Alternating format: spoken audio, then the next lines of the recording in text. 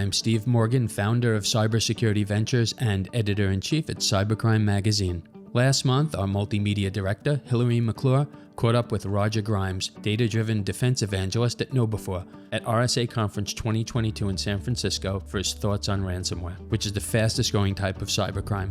Ransomware is no longer just about encrypting files. When most ransomware breaks in, at least 86% of it, it's actually exfiltrating data, it's stealing employee and customer credentials. If you're in a network and you're an employee and you're going to Amazon or your stock account or your bank account, they're stealing those credentials.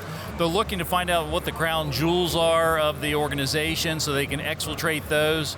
A lot of the victims today are paying the ransom not because of the encrypted files, but because of the stolen data and the threat to publicly disclose that data. So it's, the media likes to call it double extortion. I call it quintuple extortion for all the things that they're stealing. And it's been a really successful model, right, for at least a decade. As part of our special coverage on ransomware, which is sponsored by KnowBe4, we recently spoke to several top experts. Devin Bryan, Global Chief Information Security Officer at Carnival Corporation, the world's largest leisure travel company. The human firewall layer is a very critical component of each of our strategies. So we have to enlist and enroll every employee in our respective companies to help to be a part of that, first and last line of defense, if you will, from a human firewall perspective, to help us protect against the threats from ransomware.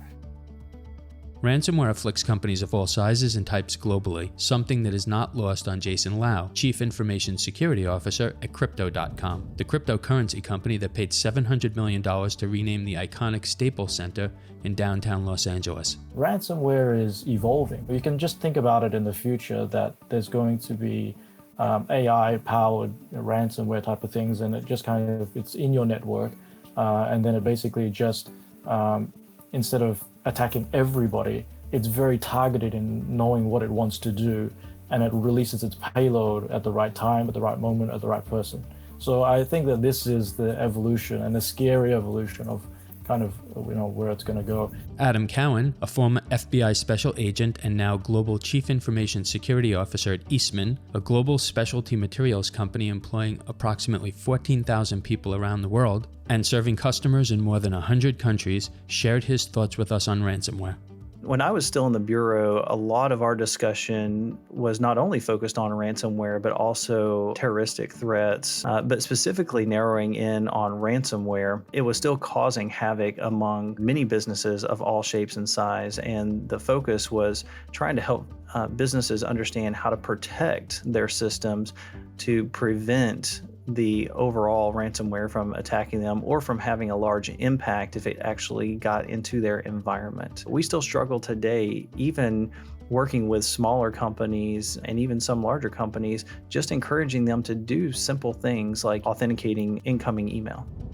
Jason Rader, VP and Chief Information Security Officer at Insight Enterprises, a Fortune 500 global information technology solutions provider, spends a lot of his time thinking about and defending against ransomware. People like to buy solutions, a turnkey solution that they can feel comfortable about. Okay, what's the cost? We did it, great, check the box.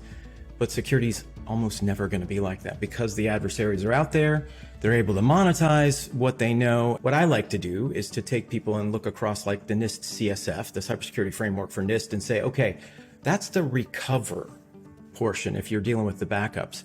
But that means that they've already encrypted your stuff. You've already gotten encrypted and you're dealing with that, whether we pay the ransom or whether we restore from backup.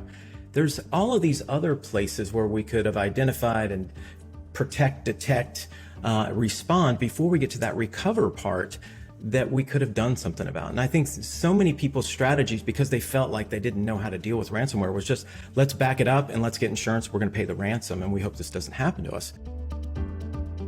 So as far as, what else we're gaining in combating ransomware, what would you want to share with folks regarding that, as well as any additional things we should be keeping in mind as far as mitigation goes with ransomware?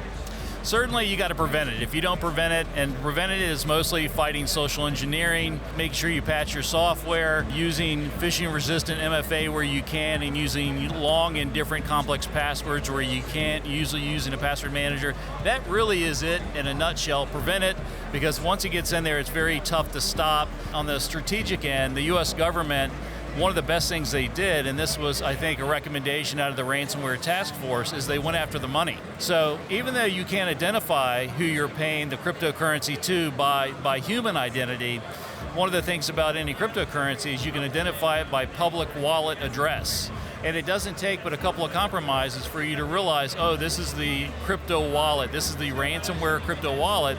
And the United States government is then going to the exchanges where the bad guys are trying to cash out the money and going, if you pay them, we're going to arrest you, ban you, put you on a do not do business with. And it seems to be quite successful because the ransomware guys are actually changing their identities, changing their name, changing their tactics, changing their wallets, and the US government is finding them.